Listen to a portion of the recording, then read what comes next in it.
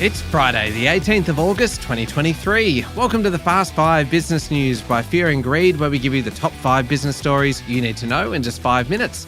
I'm Michael Thompson, and with Sean Aylmer still away just for a little bit longer, I'm joined instead by Jennifer Duke. Jen, good morning. Good morning, Michael. We've got 5 stories to get through in 5 minutes. Let's get going. Story number 1, Labor kicked off its 49th National Conference in Brisbane yesterday. It's the party's biggest decision-making forum, and really business, politics, everyone pays attention to this, particularly when Labor is in power. And the first cab off the rank was a housing announcement yesterday. Prime Minister Anthony Albanese revived his first home buyer scheme, Help to Buy, and said it would start in 2024. It's a shared equity scheme and is part of the government's election campaign, but it fell off the agenda until yesterday. The federal government will chip in up to 40% of the purchase price of a new home and 30% of the cost of an existing home under the plan. In turn, the government holds a stake in the property.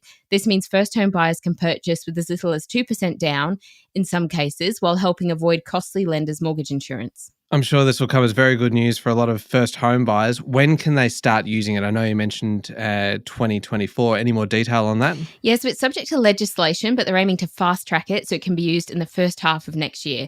This is intended to help 40,000 households over 4 years. There are a few hurdles, though, to be eligible, including income and assets tests and caps on the value of the home. And there was a lot on the agenda yesterday at National Conference. There'll be even more in the space to come soon. All right, on to story number 2 now. And the national unemployment rate increased to 3.7% in July. Your day job, Jen, you are the economics correspondent for Capital Brief. So you must spend a lot of time looking at this data and going, what does this tell us? That's right. The 0.2 percentage point increase revealed by the Australian Bureau of Statistics was a weaker result than most expected. There were 14,600 fewer people in work and an extra 36,000 people considered unemployed.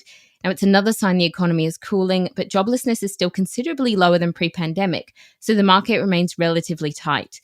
There were more hours worked in July overall, with fewer people than normal taking leave over the school holiday period. The ABS says this also shows that demand for extra workers is being met by people who are already employed taking on extra hours. On to story number 3. It is, of course, reporting season. Plenty of news around. How about this one? Super Retail Group, which owns Rebel and BCF and Super Cheap Auto, has given shareholders a special dividend of 25 cents a share following a solid profit and sales increase. Annual group sales jumped 7% to $3.8 billion, with Rebel and Super Cheap hitting record turnover results. Statutory net profit increased 9% to $263 million. The best performing category for the group, though, was auto maintenance, which is on the back of a shift towards DIYing vehicle care. That special dividend you mentioned will be paid alongside the 44-cent final dividend in October.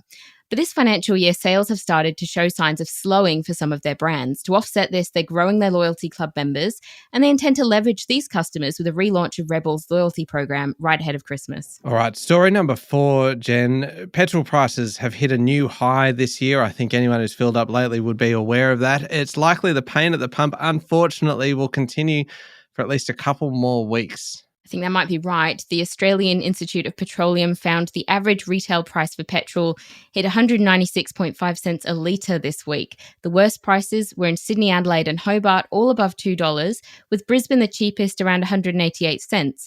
Regional Australia's average is 194.6 cents, and diesel has also hit a near 8-month high. These price hikes are all due to high demand in the global oil market and supply cuts. This is compounded by the weaker Australian dollar, which is making it more expensive to buy petrol in the global market. This is a higher cost for households and businesses, which could flow into other prices if it remains high. Last one, story number 5, F45, the gym chain, is going to delist from the New York Stock Exchange after falling behind on filing financial reports and seeing its share price sit below US $1.